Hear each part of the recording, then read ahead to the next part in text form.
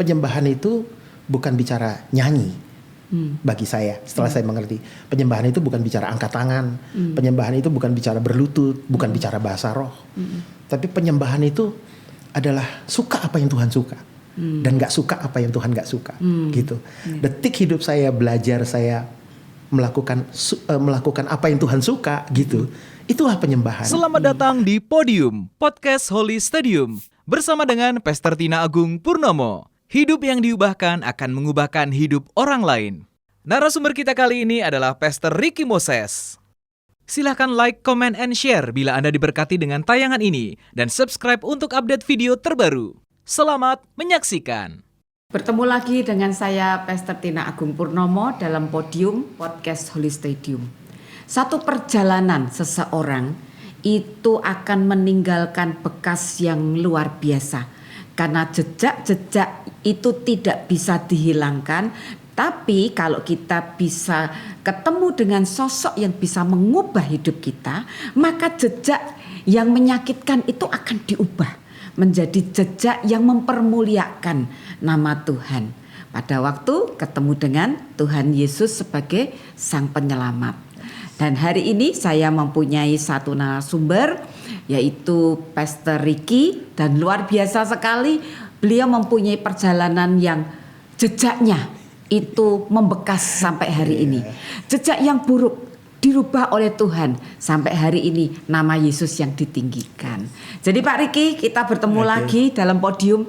Mari sampaikan Pak, banyak cerita yang bisa jadi perjalanan hidup yang tidak terlupakan, dan itu cerita nyata yang bisa menjadi berkat buat kita semua. Mari Pak Ricky sampaikan. Baik,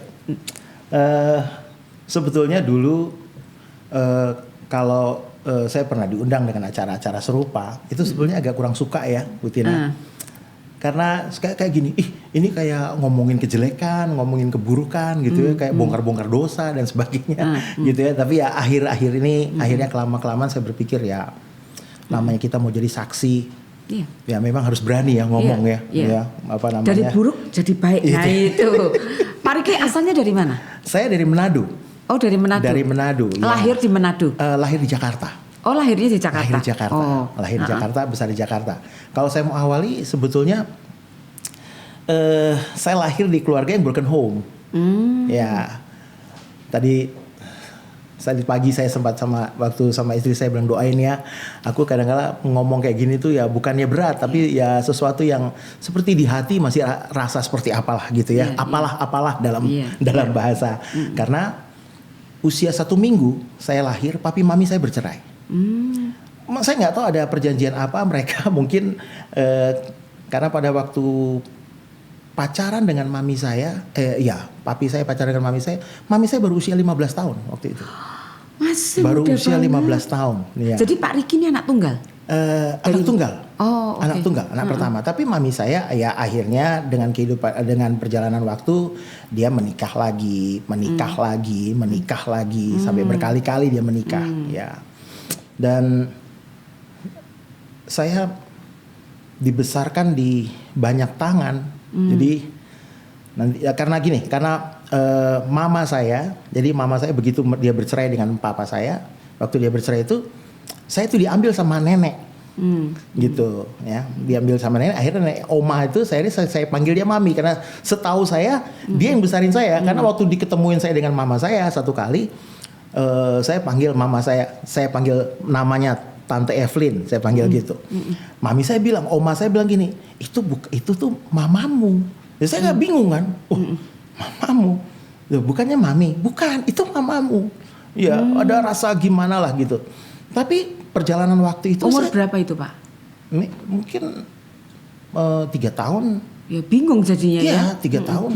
Saya tuh agak kalau saya coba kumpulin kesaksian saya, jadi artinya nanti mami saya kalau dia lagi mungkin nggak punya uang atau dia dititipin saya ke tetangga. Dititipin ke tetangga itu bukan tetangga yang dekat rumah ya, agak jauh gitu. Temennya dia nanti sebulan saya di situ, nanti dititipin lagi karena oma saya yang saya panggil mami. Jadi oma saya itu dia 15 bersaudara. Nah, salah satunya saya dititipin ke saudaranya ini. Nanti ya jadi sampai saya cukup mengerti, mungkin usia 15 tahun, agak sedikit saya menjadi orang yang semua orang tuh nggak penting lah gitu. Aku nggak merasa dibesarkan di satu tangan yang merawat saya dengan kasih sayang, dengan apa gitu ya. Bahkan kadang-kadang jam 3 pagi disuruh bangun karena ada satu rumah itu ternyata tempat main judi.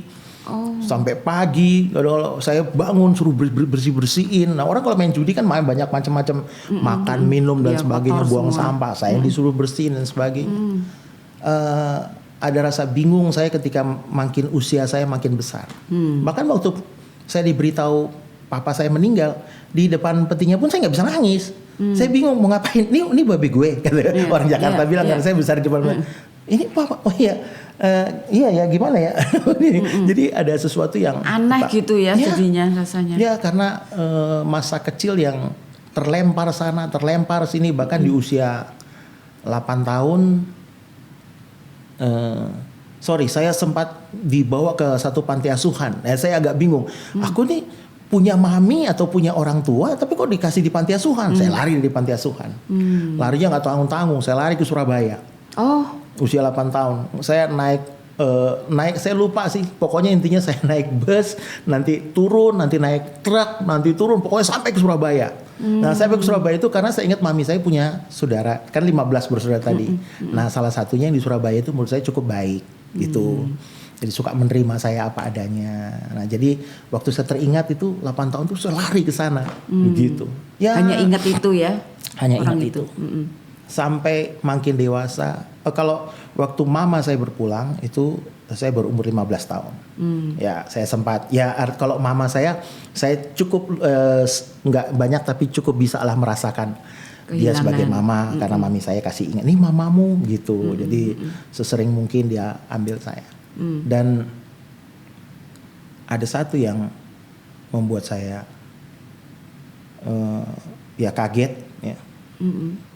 Ternyata ini sih saya nggak tahu, kadang-kala kalau ngomong gini, Tuhan kayak apa sih aku nih ngomong gini ya, ini kalau memang ini bisa menjadi kesaksian buat banyak orang. Begitu saya ngerti, mama saya ternyata, kenapa saya jadi seperti itu, dampaknya karena dia seorang wanita penghibur. Jadi mama saya sampai 4 kali menikah, saya punya 4 orang adik yang berbeda-beda ayah. Dan mama saya tuh sempat terus terang satu kali sampai saya kaget tapi nggak bisa ngomong apa-apa gitu. Ya inilah mama gitu. Tapi ketika kedekatan saya mulai lumayan dekat dengan dia dipanggil Tuhan lewat satu penyakit namanya leukemia, kanker darah. Ya mungkin karena kehidupan yang rusak ya, jadi itu akibat. Nah di situ yang membuat saya makin nggak beres tuh ketika makin besar. Karena dengan keluarga saya ternyata saya perhatikan begitu. Kenapa saya sekarang terjun di satu dunia pelayanan juga yang beda-beda tipis. Artinya saya melayani orang-orang yang hampir sama gitu ya. Karena saya melihat ternyata hampir sama orang-orang yang broken home itu nggak jauh-jauh dari narkoba. Gitu, nggak jauh-jauh dari free sex, gitu, mabuk, kehidupan malam, ternyata saya itu mewarisi kehidupan mama saya. Jadi begitu saya kok aku nih kenapa jadi begini ya? Ada bertanya, tapi saya nikmati dunia itu, gitu, ya dunia apalagi jadi anak jalanan, tidur di emperan toko. Tidur di stasiun, tidur di mana jadi gitu. Jadi benar itu kutuk keturunan itu ya. Iya, saya dan sebetulnya saya gitu bukan karena orang tua saya nggak punya. Ya tapi memang saya keluar dari karena tadi ada rasa kebingungan. Oma saya yang membesarkan saya itu juga tidak membesarkan, bagi saya menurut saya sih tidak membesarkan sebagaimana selayaknya seorang anak. Itu. Jadi itu jadi kalau saya misalnya aku mau pergi ya dia biarin. Saya pergi gitu. Nggak ada yang melarang ya? Ini ngapain saya pergi. Nah saya pergi berbulan-bulan jadi anak jalanan dan sebagainya gitu. Ya begitu tambah lagi usia ya agak karena mungkin kebutuhan ya mau cari duit dan sebagainya. Saya kerja di pelabuhan. Itu di Surabaya itu? Di Jakarta. Oh di Jakarta. Di Jakarta. Oh habis lari dari ini Jakarta ke Surabaya itu terus balik ke Jakarta Iya, lagi. kalau di Surabaya itu cuma jadi tempat karena saya tahu itu menurut saya pada waktu itu adalah saudara mami saya yang menurut saya mereka keluarga yang baik. Ya, jadi keluarga yang baik. Jadi setiap saya ke sana mereka terima. Mereka padahal jujur waktu narkoba, ya saya juga kalau ke sana pasti misalnya saya pengen nggak punya uang, pengen apa, saya ambilin. Sempat satu kali mereka punya celengan zaman dulu ya. Orang-orang dulu kan suka punya celengan apa semar apa sih lupa saya yang patung-patung yang tinggi-tinggi itu ya. Saya ambil itu saya bawa yang udah beratnya puluhan kilo saya bawa itu saya bawa lari cuman untuk pergi beli narkoba. Gitu. Ya, itu yang di pengalaman saya Bu Tina, yang saya tahu bahwa akhirnya saya betul-betul jadi orang yang brengsek menurut saya. Brengsek sekali karena kehidupan yaitu kehidupan malam, kehidupan narkoba, ya dugem. Terus begitu saya mulai pikir saya kayaknya nih butuh duit ya untuk beli narkoba dan sebagainya. Ya saya cari kerjaannya yang juga cukup seperti di pelabuhan di Jakarta. Lalu kerja debt collector.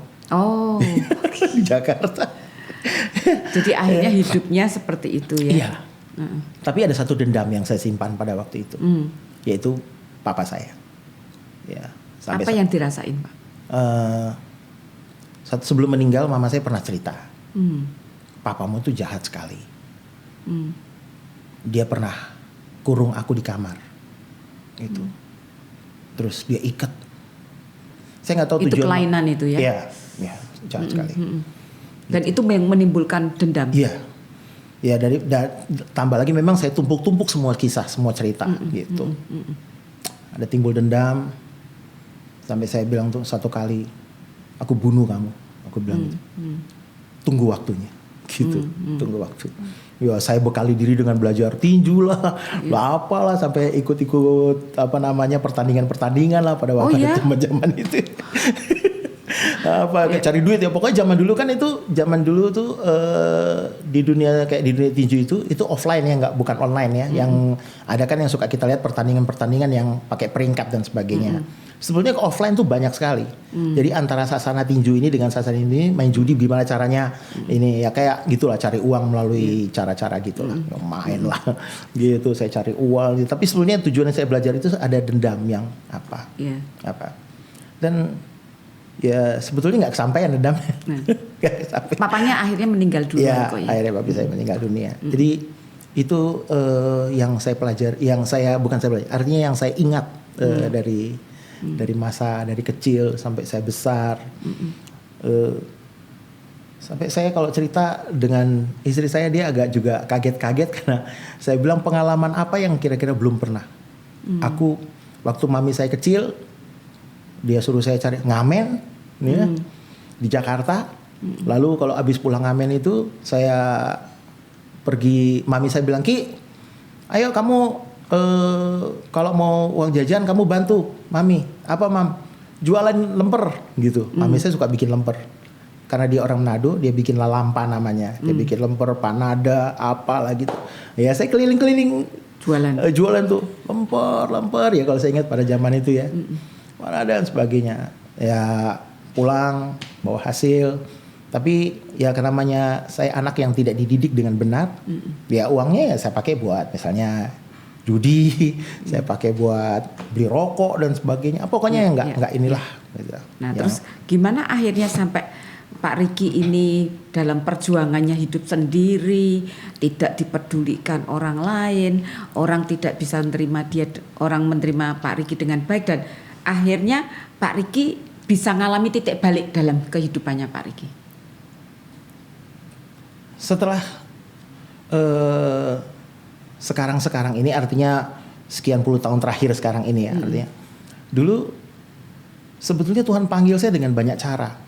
Salah satunya saya orang yang bagi saya ini orang yang kenyang dengan kecelakaan. Oh. Gitu. Kenyang dengan kecelakaan. Iya. Kereta lagi kenceng jalan, saya jatuh dari kereta. Lagi kenceng jalannya. Ya, jatuhnya sebetulnya bukan jatuh sih. Jadi intinya karena kenakalan kan, ya waktu itu kayak nggak tahu lagi ada razia apa di kereta itu. Nah saya lagi bawa barang, bawa narkoba, gitu. Gimana caranya? loncat gitu. Loncat, teman-teman saya juga pada gimana loncat dan saya tergulung-gulung di batu-batu yang nggak tahu. Nah, itu peristiwa lewat. Itu saya udah cukup dewasa. Mungkin maybe 17-18 sudah dewasa. Terus dalam beberapa waktu kemudian ada, jadi kayak saya kayak mungkin ada karena kutuk ya. Jadi di tahun ke tahun tuh ada aja kecelakaan, apalah gitu. Tapi nggak mati-mati ya? Aneh, saya tuh sampai tabrakan. Anti mati Pak. Tabrakan saya, teman saya meninggal tabrakan kecelakaan mobil. Iya. Itu motor. Jadi kalau dilihat ini dari atas sampai kaki jahitan semua nih sebetulnya. Dari kepala, perut, kaki semua. Saya pernah kecelakaan sampai keputer ini kaki ke belakang. Saya waktu saya masih sadar saya gini, saya kakiku kok bisa muter-muter satu gitu? kemarin. Saya pikir putus gitu, ternyata kembali ke belakang. Oh, gitu. Cuma dan kecelakaan demi kecelakaan yang saya hadapi itu nggak buat kayak saya sadar, bertobat. Orang istilah bilang, udah kecelakaan lo, orang harusnya tobat gitu. Enggak, saya nggak ada sama sekali keinginan untuk bertobat. Bahkan waktu dalam satu operasi saya pernah di rumah sakit UKI di Jakarta itu hampir jadi orang bilang sampai dipanggil Pak Lurah karena saya hampir 6 bulan di rumah sakit itu. Oh iya, 5 kenapa, bulanan Pak? Itu. Jadi waktu saya tabrakan setahun yang lalu, jadi jaraknya setahun. Waktu saya kecelakaan, lalu setahun kemudian itu ternyata saya mengidap, katanya dokter sih katanya trauma abdomen. Jadi ususnya pecah, ususnya pecah dan membusuk di dalam itu. Aduh. Terus? Dokternya ngomong ke oma saya almarhum, ini minta maaf ya Bu, ini ceritanya katanya. Ibunya, iya, ini minta maaf nih anak ini nih Ibu nih dioperasi. Ini kami harus jujur kata dokternya itu, maaf nih, ini dioperasi meninggal nggak dioperasi juga meninggal nih, gitu ngomongnya. Ngomongnya terus terang lagi dokter Jakarta kali ya. Udah gitu mami saya tuh bingung, terus ya udah Pak, ini gimana? Jadi tujuannya dioperasi itu supaya nanti kalau misalnya meninggal ini nggak membusuk, nggak apa dikeluarin nih yang karena ususnya udah busuk di dalam gitu. Iya, oke. Nah saya tuh biasa aja nggak koma nggak apa. Jadi mami saya ngomong, Ki, kamu semangat ya.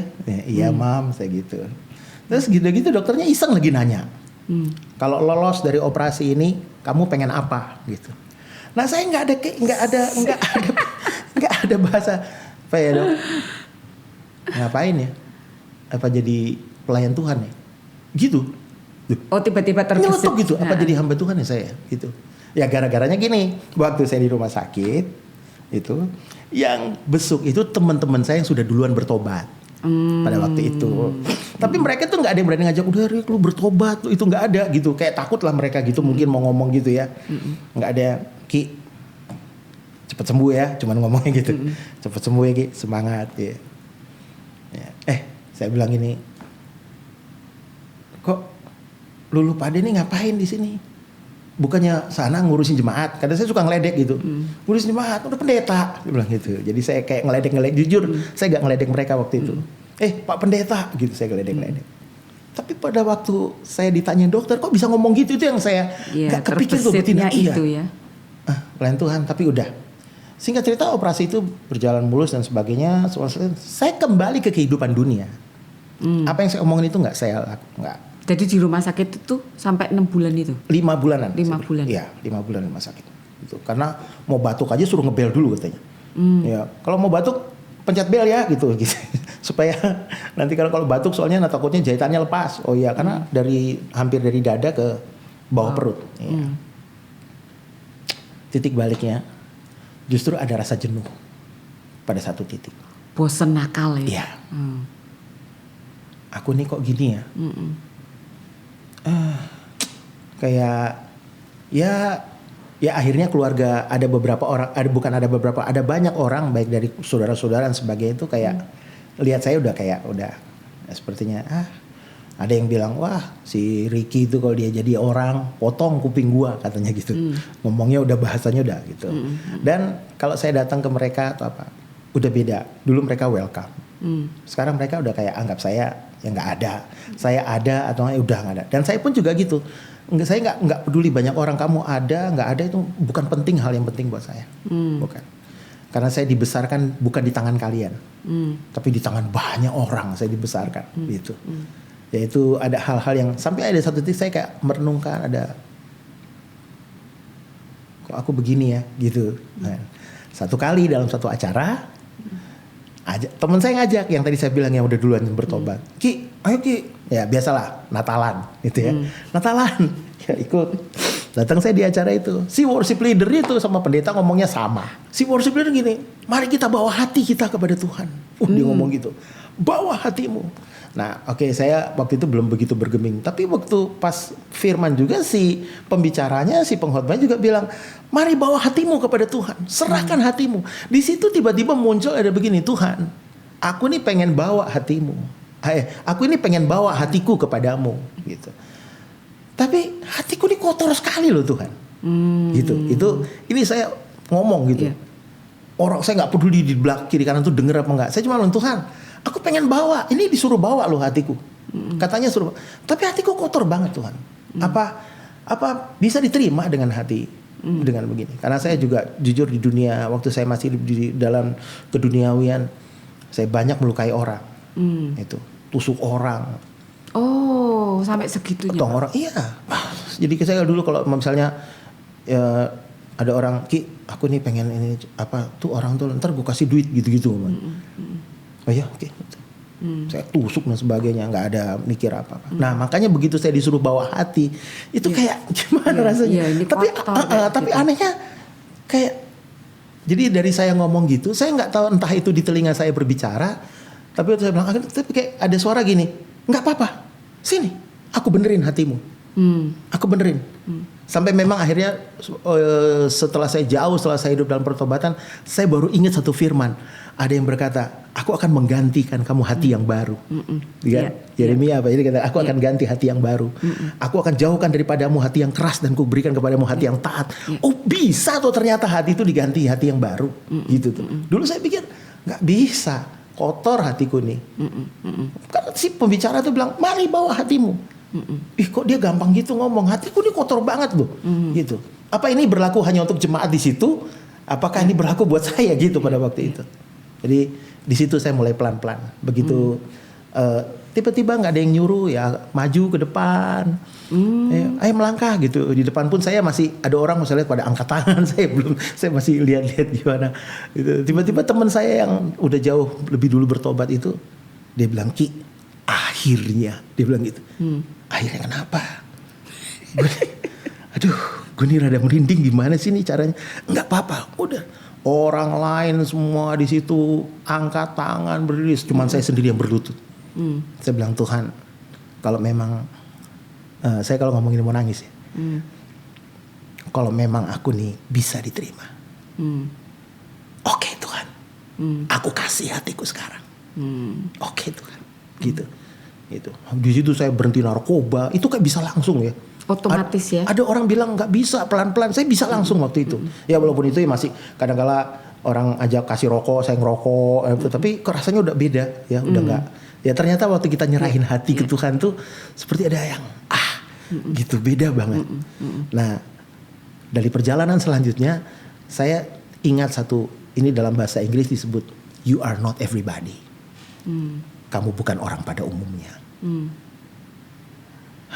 Ada rasa kaget. Jadi ya saya sih pernah mencatat beberapa gitu ya. Semua perjalanan-perjalanan yang saya lalui dari masa kecil sampai hari ini gitu. Ya Tuhan kirim si A, Tuhan kirim si B. Dulu saya nggak merasa nggak penting lah mereka itu, nggak lah. Ya termasuk sampai suatu hari saya berdoa kepada Tuhan, terima kasih buat papiku, terima kasih buat mamiku Tuhan. Aku nggak nyalain mereka. Aku ada hari ini jauh dari semua perjalanan yang saya berkata, Tuhan, wow, hebat ya. Siapa Ricky ini gitu? Anak jalanan, sering nyakitin orang dan sebagainya. Tapi saya, wah. Engkau bilang bawa hatimu.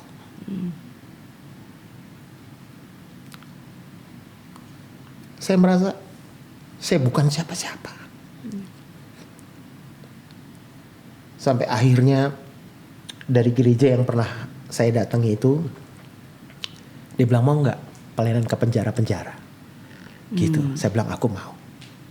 Kenapa? Saya bilang bukan karena sombong, bukan. Tapi Tuhan bawa, Tuhan punya satu rencana yang nggak tahu lah kayak apalah, itu misteri ilahi lah menurut saya gitu. Mereka banyak ya lewat pelayanan saya di penjara-penjara, banyak beberapa orang, ya saya nggak tahu berapa banyak, tapi saya lihat mereka merasa wah ternyata Tuhan itu mau ya terima orang yang udah rusak kayak gitu.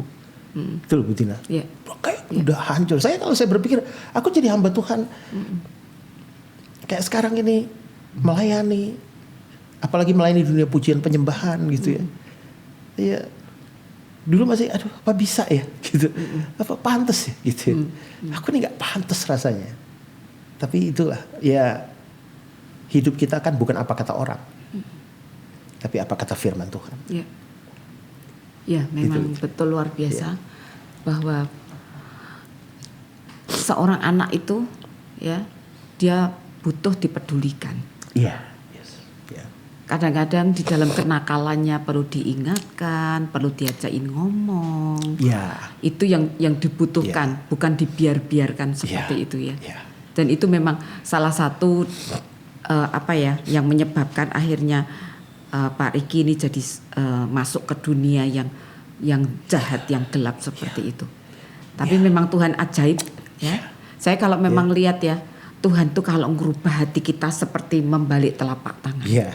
Dari telapak seperti ini dibalik sama Tuhan, dan itu membuat kita tiba-tiba aku jadi pribadi yang beda.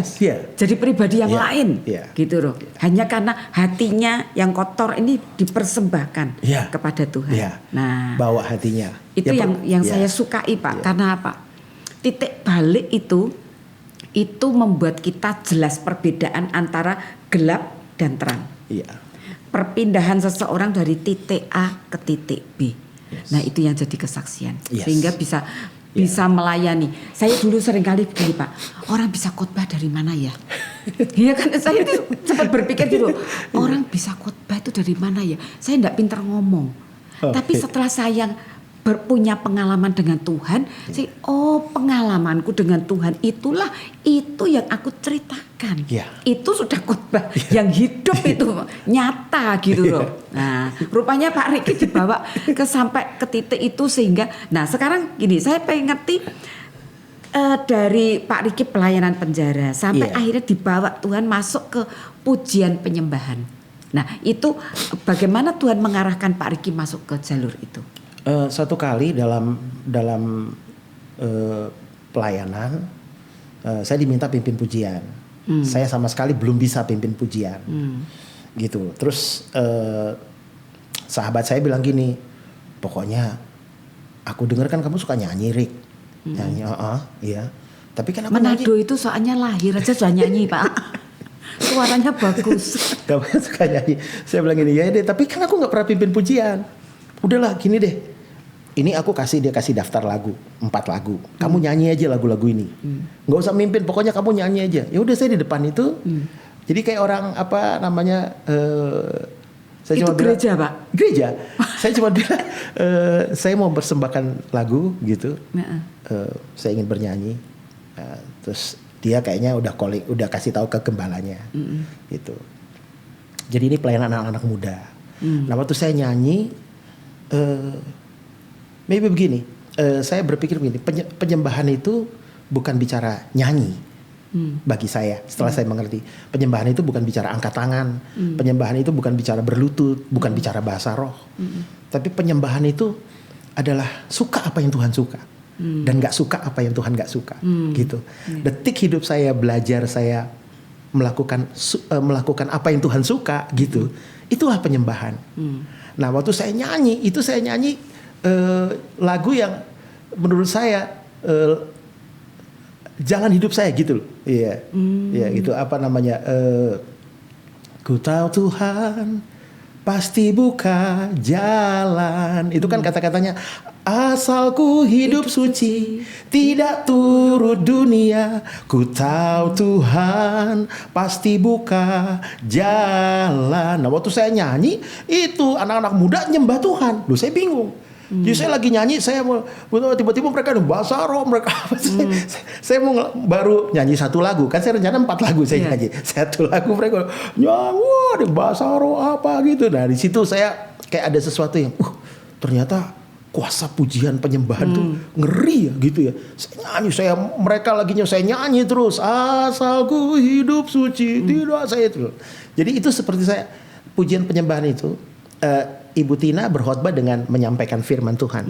Tapi bagi saya worship leader dia berkhotbah dengan dia memuji dengan bernyanyi gitu ya. Jadi saya udah kayak serasa waktu itu teman saya bilang, "Lu tuh khotbah lu mantep Rick," dia ngomong gitu. Ya gue khotbah gue cuma nyanyi itu dia ngomong gitu. Ada pesan yang disampaikan ya. Oh gitu. Nah di situ saya mulai terus mempertajam. Jadi akhirnya cuma satu lagu, Pak? Iya cuma satu lagu. Udah satu lagu, mereka udah berlutut, udah apa, gembalanya tiba-tiba udah doain ini, udah pelepasan sampai udah pelepasan di situ. Lalu saya digini udah nyanyi terus. Saya nyanyi aja. Saya nggak berhenti nyanyi, saya nyanyi. Jadi pesannya tuh sampai ke mereka ya. Yes. Saya gini, nah dari situ saya mulai terus pertajam. Jadi sampai akhirnya saya jadi pengajar pujian penyembahan sebetulnya. Saya bilang ada beberapa, satu kali ada satu sekolah teologi ya bilang begini, tolong dong kami Pak di training pujian penyembahan, tapi yang ini Pak ya tolong kasih teknik-teknik bernyanyi. Saya bilang kalau cuma teknik bernyanyi saya panggilin guru nyanyi aja gimana, saya bilang gitu. Saya punya teman-teman guru nyanyi banyak gitu. Tapi kalau saya maunya kasih satu paket. Apa tuh Pak satu paket? Saya pengen kasih esensinya pujian penyembahan. Apa itu pujian? Ya salah satunya saya bersaksi itu ya. Gitu. Dan ternyata begitu di sesi pertama mereka kaget. Karena memang saya bilang bahwa pujian penyembahan itu kan bukan bicara angkat tangan, bukan bicara nyanyi. Tapi bicara bagaimana hidupmu di hadapan Tuhan tuh jadi seperti apa yang Tuhan mau. Itu loh penyembahan. Saya bilang gitu. Itu.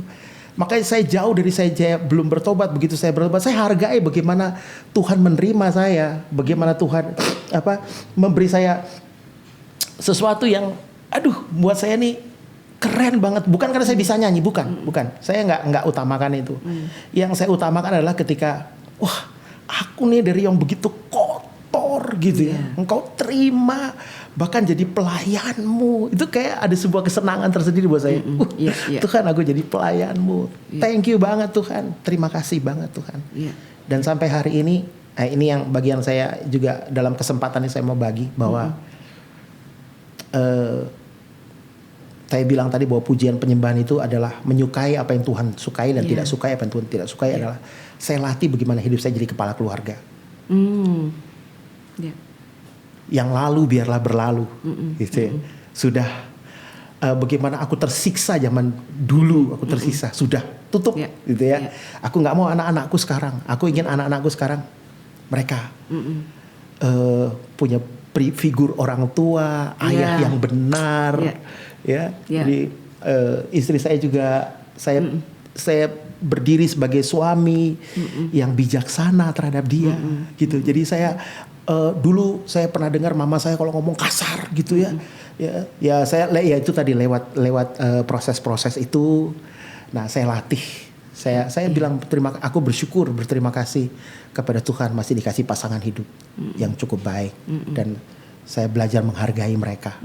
Gitu. Saya tidak mau mengulang apa yang pernah dilakukan oleh papa dan mama saya. Betul. Gitu, Jadi luar biasa sekali Pak kalau kita melihat bagaimana Tuhan itu menciptakan seseorang pasti dengan tujuan. Sampai Pak Ricky harus dilahirkan, harus berpindah-pindah tangan. Istilahnya yang membesarkan Pak Ricky adalah orang banyak, ya.